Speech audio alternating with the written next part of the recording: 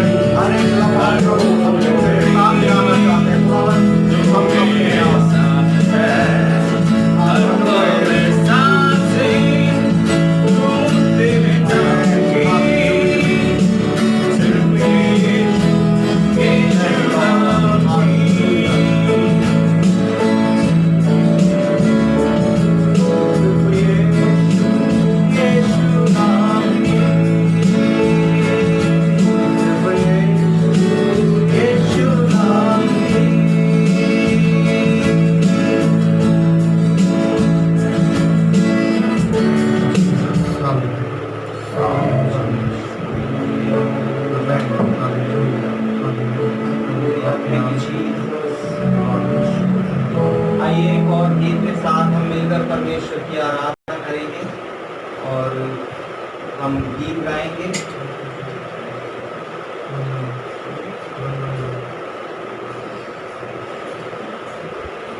Hallelujah. आइए हम एक और गीत के साथ मिलकर परमेश्वर की आराधना करेंगे और हम गीत गाएंगे।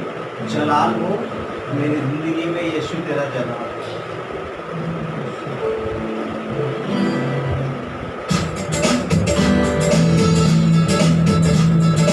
आइए हम तालियां बजाएंगे, प्रभु की स्तुति करेंगे। सब लोग तालियों से शुरुआत करेंगे।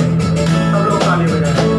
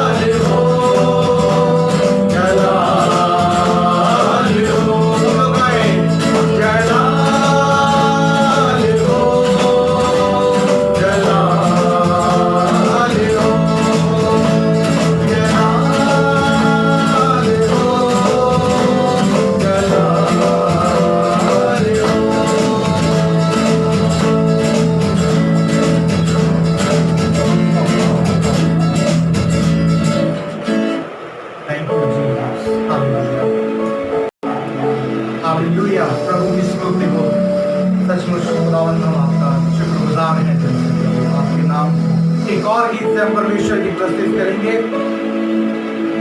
ये गीत है कुछ इस तरह के से, मैं आपको बता देता हूँ। मेरे जीवन में यीशु तेरा नाम जलाल पाता रहे।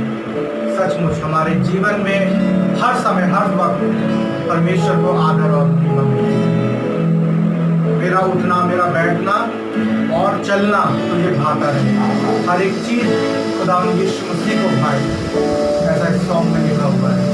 हम परमेश्वर की प्रस्तुति पूरी आत्मा पूरी सच्चाई से करेंगे, क्योंकि वचन बताता है कि परमेश्वर को सादो सामान से पसंद आने वाली प्रस्तुति पसंद नहीं है, उसे आत्मा और सच्चाई से पसंद आने वाली आराधना उसे भाती है। आइए एक और गीत के द्वारा परमेश्वर की प्रस्तुति करेंगे। मैं चाहता हूँ हम अपनी तालियों की आवाज़ को कम न करें, हम परमेश्वर की प्रस्तुति दिल से, मन से, आत्मा और सच्चाई से करें।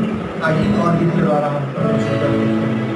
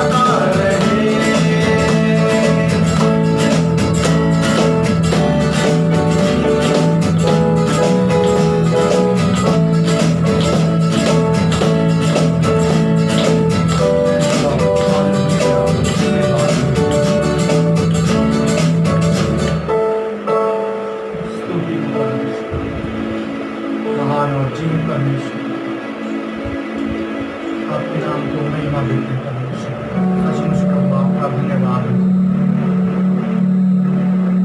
इस समय के लिए प्रभु आपका धन्यवाद। हालेलुया, स्तुति हो, स्तुति हो। आमीन, आमीन। Thank you, Jesus.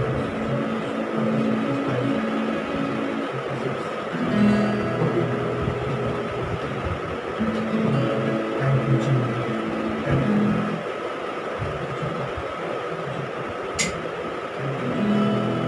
हालेलुया, प्रभु की स्तुति। सचमुच प्रभु हम आपका धन्यवाद देते हैं आज के इस सुंदर समय के लिए। आपके नाम को बड़ा आदर नहीं होते, आप महान और जीवित परमेश्वर हैं।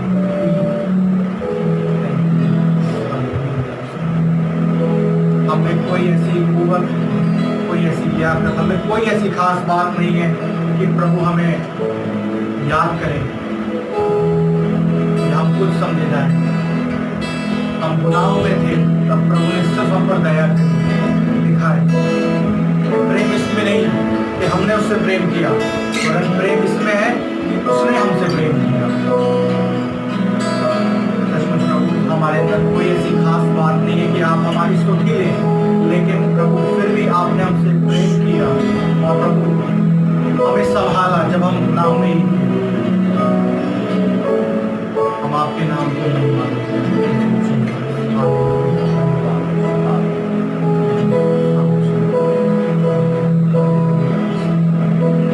और इनसे परमेश्वर की स्तुति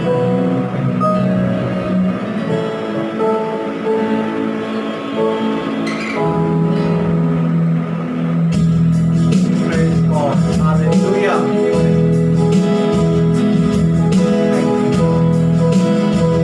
आदर और महिमा प्रभु आपका।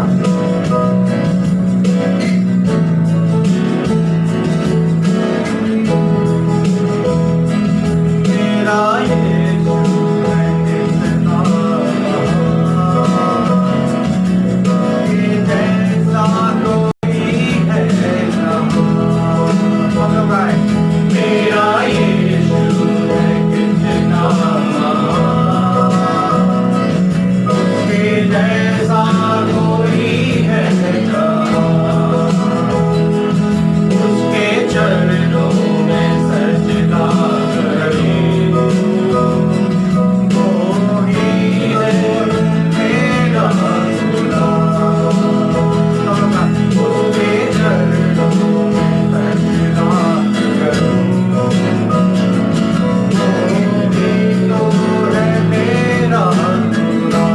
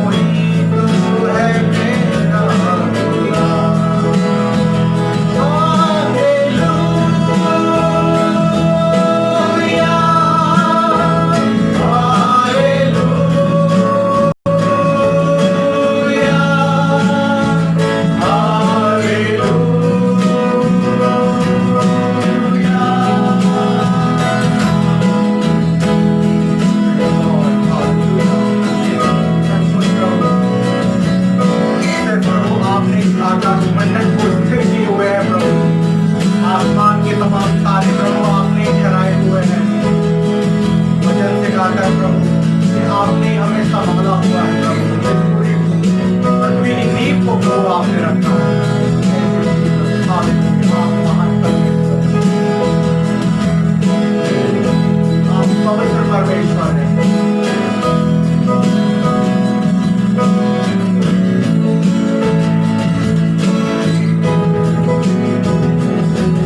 तू है पवित्र यहोवा एल शद्दाई, तू है शालोम यहोवा अदोनाई, तू है पवित्र यहोवा एल शद्दाई, तू है शालोम यहोवा अदोनाई। तेरी इच्छा से तूफान उठे, तेरी आज्ञा से आंधी थम जाए, तेरी इच्छा से तूफान उठे, तेरे से आंधी थम जाए। क्या है इंसान जो तू उसे प्यार करे, क्या है इंसान जो तू उसे याद करे, क्या है इंसान जो तू उसे प्यार करे, क्या है इंसान जो तू उसे याद रखे। मेरा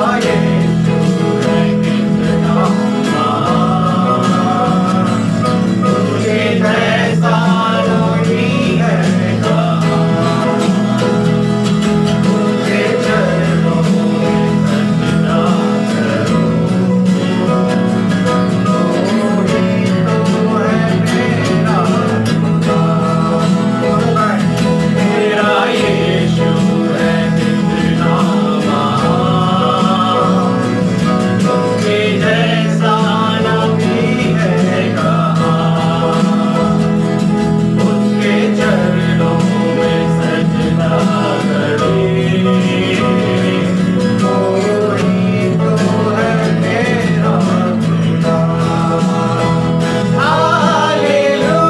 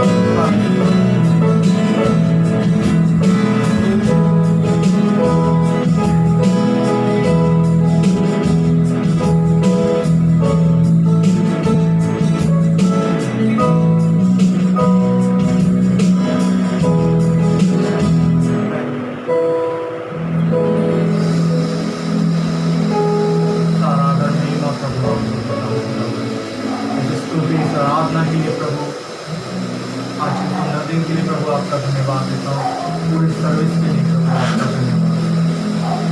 सचमुच आप एक जीवित परमेश्वर है प्रभु, आपने अपनी उपस्थिति को खुदावन यहाँ दिया, खुदावन आपका दिल से धन्यवाद है, दिल से शुक्रगुजार है खुदावन।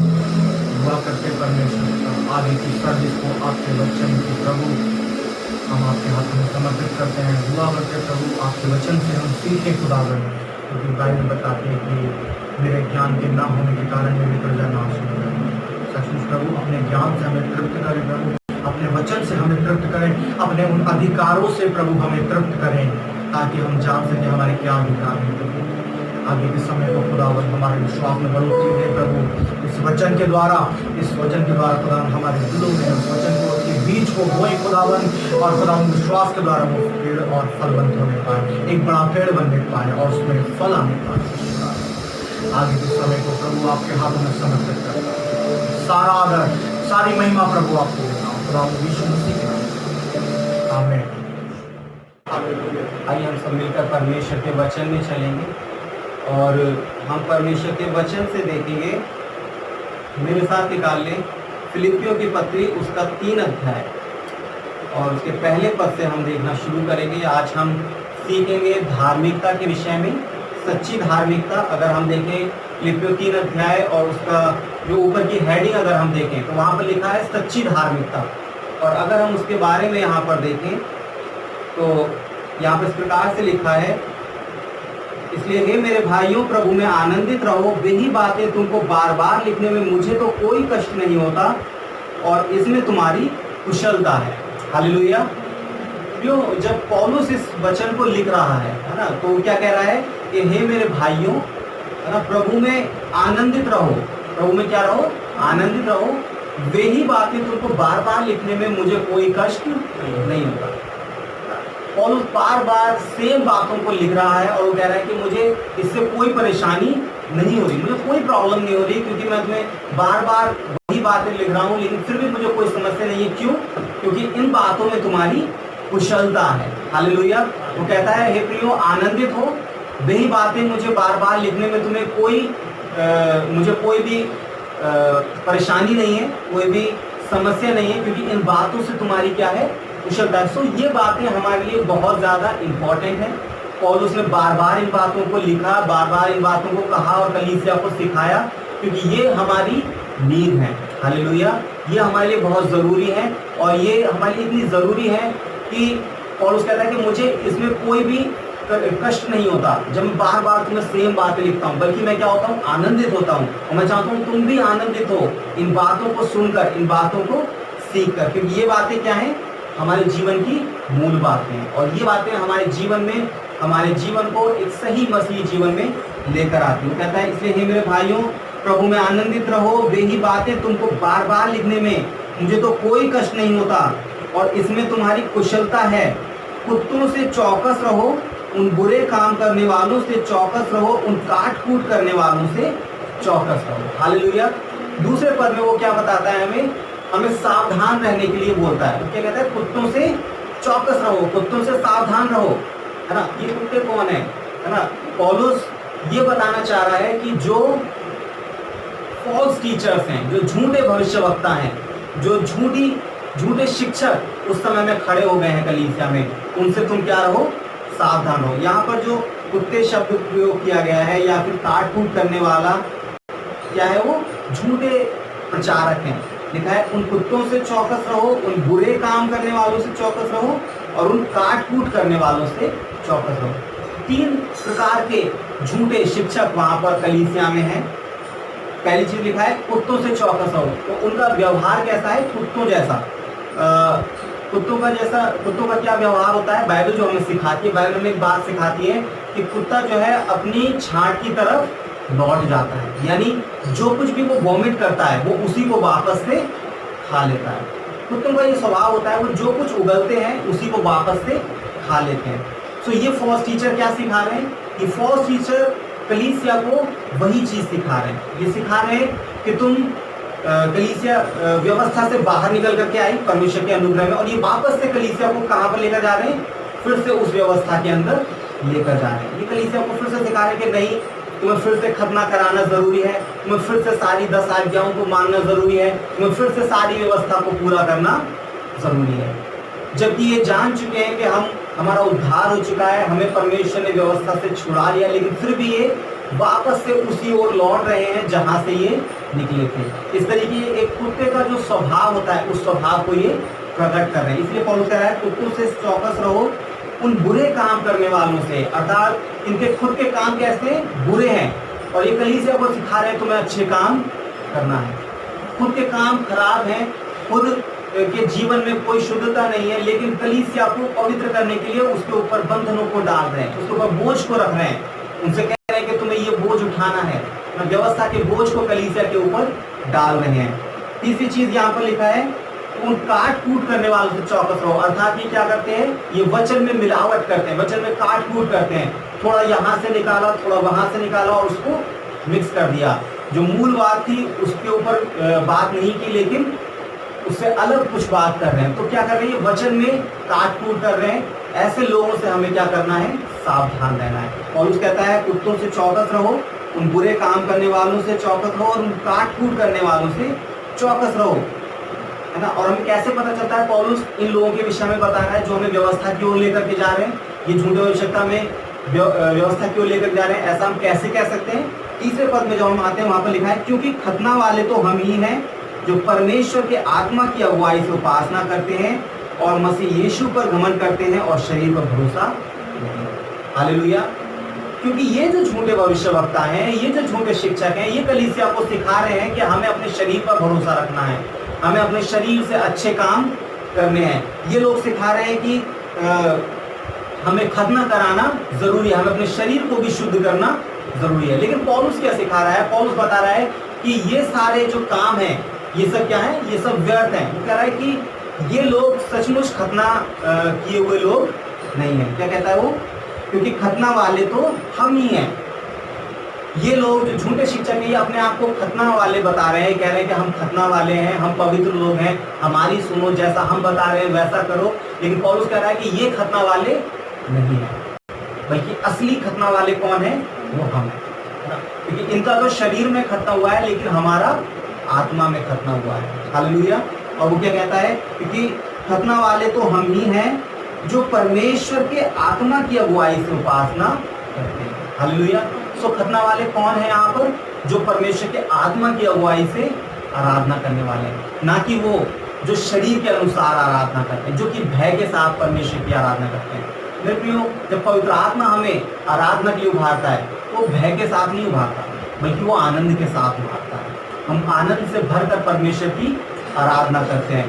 सो सबसे इम्पोर्टेंट चीज़ हम हमेशा याद रखें, जब भी हम आराधना करें, है ना, यहाँ पे क्या लिखा है, हम खतना वाले हैं क्योंकि हम आत्मा की द्वारा आराधना करते हैं। सो जब भी हम आराधना करें, हमारी जो आराधना होनी चाहिए वो पवित्र आत्मा के द्वारा प्रेरित होनी चाहिए। म्यूजिक के द्वारा प्रेरित आराधना नहीं होनी चाहिए। हो सकता है म्यूजिक हमारी आराधना में हमें सहायता करे, लेकिन म्यूजिक हमारी आराधना का बेस नहीं है। हमारी आराधना जो प्रेरित होनी चाहिए वो पवित्र आत्मा के द्वारा होनी चाहिए। हम आराधना में फ्लो होना चाहिए। हालेलुया।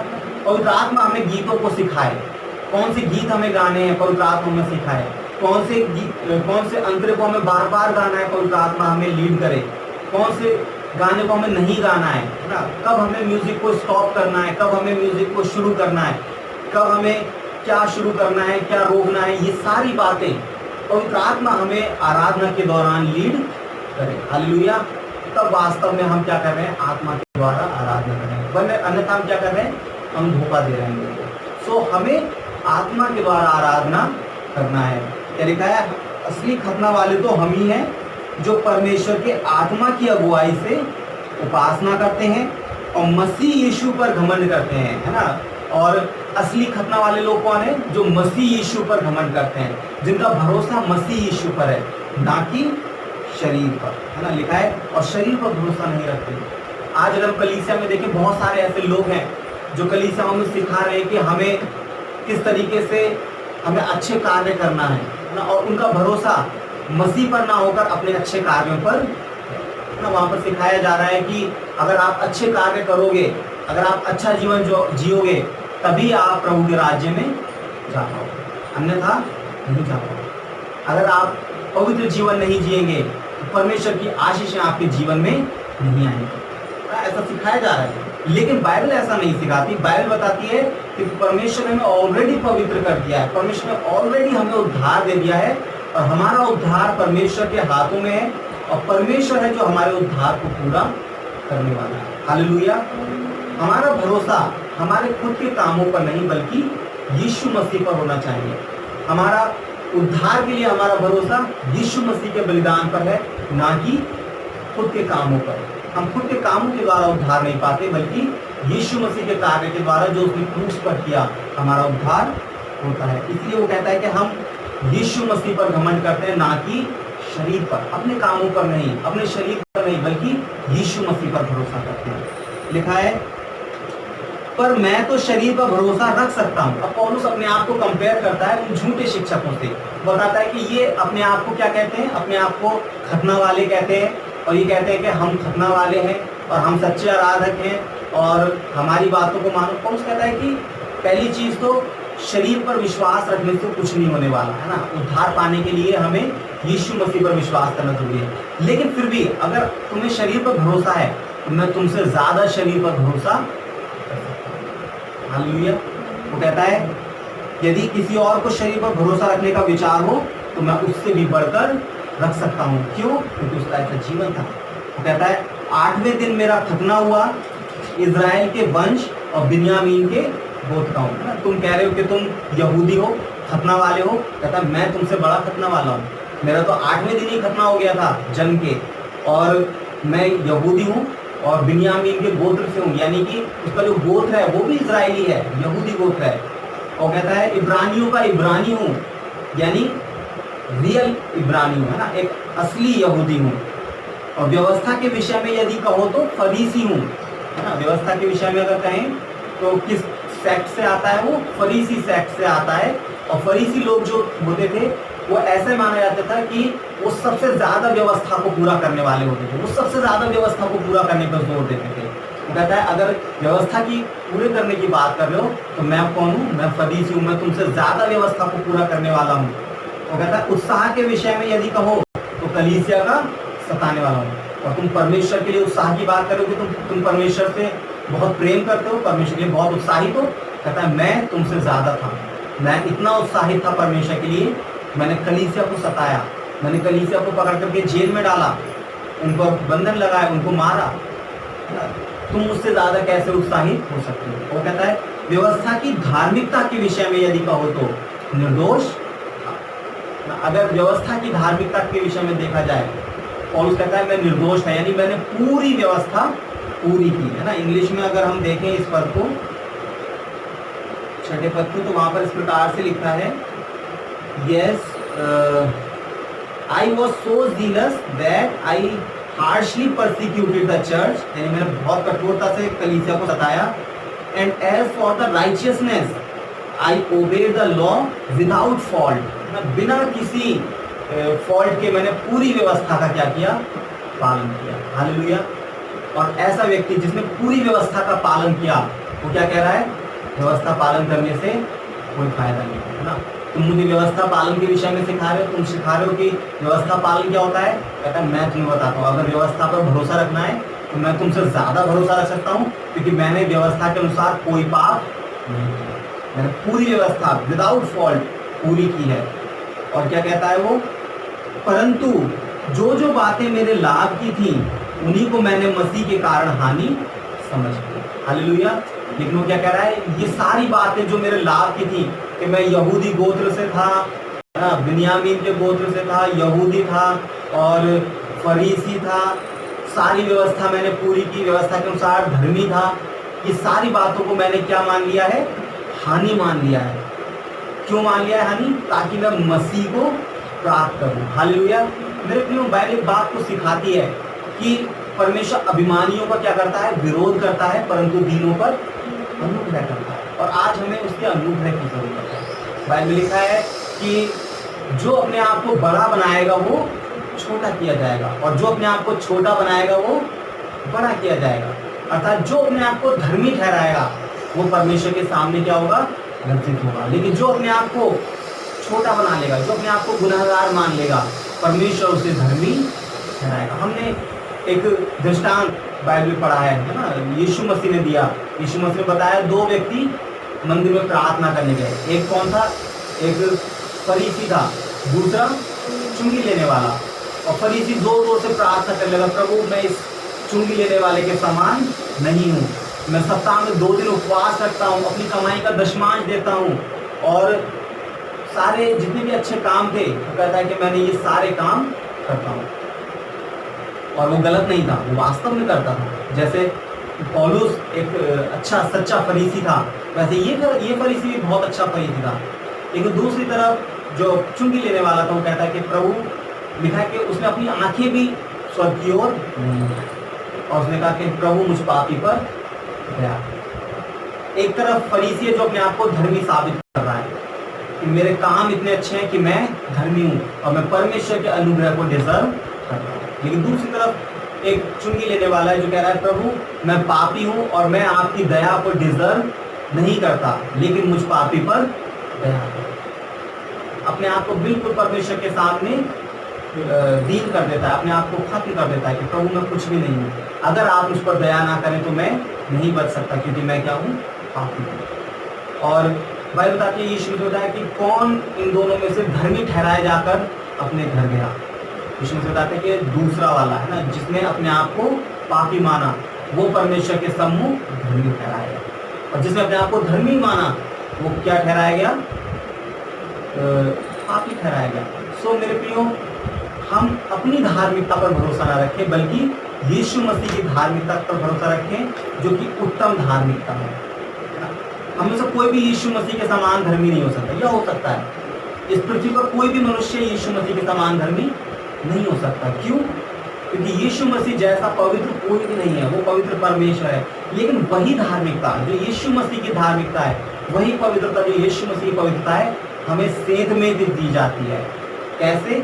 विश्वास के द्वारा। हालेलुया। ये हमारे कार्यों पर के द्वारा हमें नहीं मिलती, बल्कि विश्वास के द्वारा मिलती है। और पौलुस चाहता है कि हम इस धार्मिकता के ऊपर विश्वास करें। वो कहता है कि व्यवस्था के विषय में, व्यवस्था की धार्मिकता के विषय में यदि कहो तो मैं निर्दोष था, परंतु जो जो बातें मेरे लाभ की थी उन्हीं को मैंने मसीह के कारण हानि समझी। यीशु मसीह के लिए मैंने इन सारी चीजों को हानि समझ लिया। और कहता है वरन मैं अपने प्रभु यीशु मसीह की पहचान की उत्तमता के कारण सब बातों को हानि समझता हूँ ना। अगर हम इंग्लिश में पढ़े तो वहाँ लिखा है यीशु मसीह के ज्ञान के कारण, यीशु मसीह के ज्ञान की एक्सीलेंसी यानी कि बहुतायत के कारण, उसकी उच्चता के कारण मैं अपने आप को क्या समझता हूँ, और भी ज़्यादा अपने सारे कार्यों की हानि उठाता हूँ, अपने आप को कुछ भी नहीं समझता हूँ। कहता है जिसके कारण मैंने सब वस्तुओं को हानि उठाई और उन्हें पूरा समझता हूँ, जिससे मैं मसीह को प्राप्त करूँ। हालेलुया। वो कहता है कि मैं अपनी सारी जो धार्मिकता है, मेरी सारी की सारी जो कमाई है, जो मैंने अपने व्यवस्था पालन के द्वारा, अपने अच्छे जीवन के द्वारा, व्यवहार के द्वारा मैंने कमाई, उस सबको मैं क्या समझता हूँ, पूरा समझता हूँ, ताकि किसको प्राप्त करूँ, मसीह को प्राप्त करूँ। तो जब तक हम अपने कार्यों पर भरोसा रखेंगे, अपने पवित्रता पर भरोसा रखेंगे, अपने जीवन पर भरोसा रखेंगे, हम कभी भी परमेश्वर को प्राप्त नहीं करेंगे। और उसका कहता है मैं इन सारी चीज़ों को पूरा समझता हूँ ताकि मसीह को प्राप्त करूँ, क्योंकि जब तक वो इन सारी चीज़ों को पूरा नहीं समझेगा, जब तक कि वो इन सारी चीज़ों को छोड़ नहीं देगा, तब तक वो मसीह को प्राप्त नहीं कर सकता। हालेलुया। आज लोग यीशु मसीह को प्राप्त करना चाहते हैं, कैसे?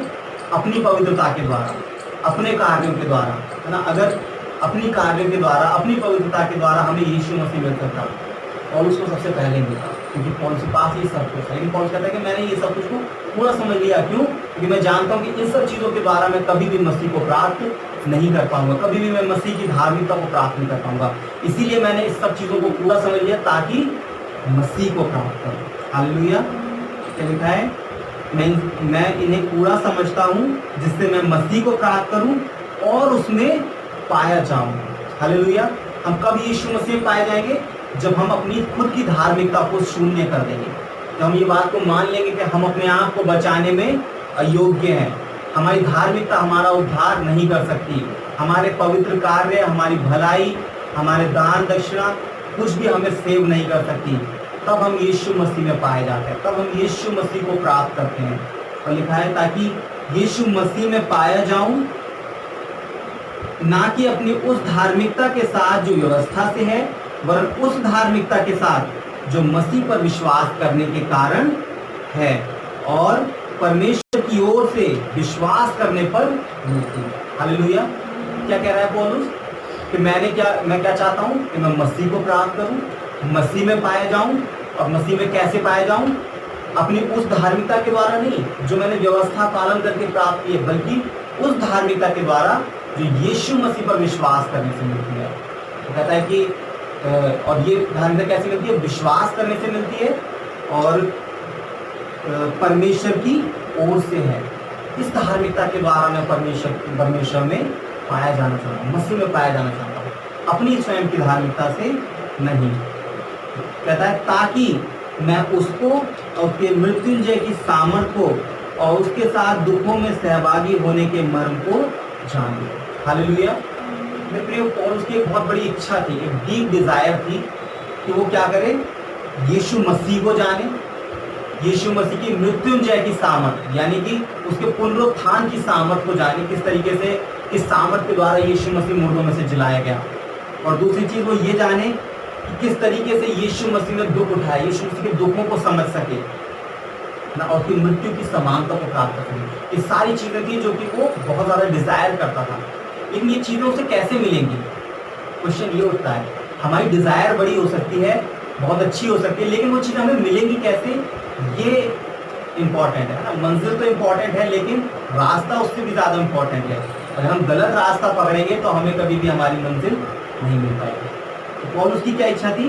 पौलुस की इच्छा थी कि परमेश्वर के मृत्युंजय की सामर्थ्य यानी कि उसके पुनरुत्थान की सामर्थ्य को जान सके, जिस सामर्थ्य से परमेश्वर ने यीशु मसीह को मुर्दों में से जिलाया, और उसके साथ दुखों में सहभागी होने के मर्म को जाने। यानी जो यीशु मसीह के दुख थे, यीशु मसीह ने दुख हमारे लिए सहा, उस दुख को वो अनुभव करना चाहता था। तो लेकिन ये होगा कैसे? वो कहता है परमेश्वर की ओर से विश्वास करने में मिलती है, ताकि मैं उसको उसकी मृत्युंजय की सामर्थ को और उसके साथ दुखों में सहभागी होने के मन को जानूं और उसकी मृत्यु की समानता को प्राप्त करूं, कि मैं किसी भी रीति से मरे हुए में से जी उठूं के पद तक। तो पौलुस कहता है कि ये सब चीजें मैं चाहता था, और इन सब चीजों को प्राप्त करने के लिए मैंने क्या किया? अपनी स्वयं की धार्मिकता को छोड़कर यीशु मसीह की धार्मिकता पर विश्वास किया। तो ये सारी चीजें हमें कैसे मिलेंगी? कैसे पौलुस प्रभु के पुनरुत्थान की सामर्थ्य को जान पाया? कैसे पौलुस प्रभु के दुखों को समझ पाया, उसकी मृत्यु की समानता को प्राप्त कर पाया? केवल उसकी धार्मिकता पर विश्वास करने के द्वारा, उस धार्मिकता में पाए जाने के द्वारा जो कार्यों से नहीं बल्कि यीशु मसीह पर विश्वास करने की है, उसके द्वारा वो इन सब चीज़ों को प्राप्त करता है। सो क्यों, अगर हम भी अपने जीवन में परमेश्वर को जानना चाहते हैं, परमेश्वर को प्राप्त करना चाहते हैं, एक गहरा संबंध परमेश्वर के साथ चाहते हैं, उसके लिए हमें क्या करना होगा? हमें अपनी धार्मिकता पर से अपने विश्वास को हटाकर यीशु मसीह की धार्मिकता पर अपने विश्वास को लगाना होगा। बिना यीशु मसीह की धार्मिकता के, बिना उसके लहू के द्वारा हम कभी भी उस संबंध में नहीं पहुंच सकते। हमें अगर एक डीप संबंध, एक अच्छा संबंध परमेश्वर के साथ चाहिए, तो वो हमें केवल यीशु मसीह की क्रूस के द्वारा ही मिल सकता है, उसकी अनुग्रह के द्वारा ही मिल सकता है। वो हम अपने कार्य के द्वारा, अपनी धार्मिकता के द्वारा, अपने एफर्ट्स के द्वारा हम प्राप्त नहीं, लेकिन परमेश्वर के अनुग्रह से हम प्राप्त। हालेलुया। आइए हम प्रार्थना में चलेंगे। मैं चाहूँगा भाई रंजीत के साथ में प्रार्थना करें। हमारे जीवन के स्वामी प्रभु यीशु मसीह, हम आपको धन्यवाद करते हैं प्रभु, आपने एक बार फिर से हमारी जिंदगी में अवसर दिया प्रभु कि हम आपके वचन से सीख सके परमेश्वर, कि प्रभु हम शरीर के कामों के द्वारा प्रभु जी हम आपको प्रसन्न नहीं कर सकते, हम आपको प्राप्त नहीं कर सकते प्रभु जी परमेश्वर। मगर प्रभु हम धन्यवाद करते हैं प्रभु यीशु मसीह, आपने परमेश्वर उद्धार प्रभु हम सभी को दिया है परमेश्वर। प्रभु जब हम मन फिरा के प्रभु हम आपके चरणों में आते हैं प्रभु, आप हमको छुटकारा देते हैं, आप हमें स्वीकार करते हैं परमेश्वर। प्रभु एक बार फिर से हम धन्यवाद देते हैं आपकी सेवकाई के लिए प्रभु परमेश्वर। शुरू से अंत तक प्रभु आप हमारे साथ रहे प्रभु, हम आपको धन्यवाद करते हैं प्रभु। आज के वचन पर भी प्रभु हम आपकी आशीष मांगते हैं, सुनने वाले सब पर आपका अनुग्रह दया चाहते परमेश्वर।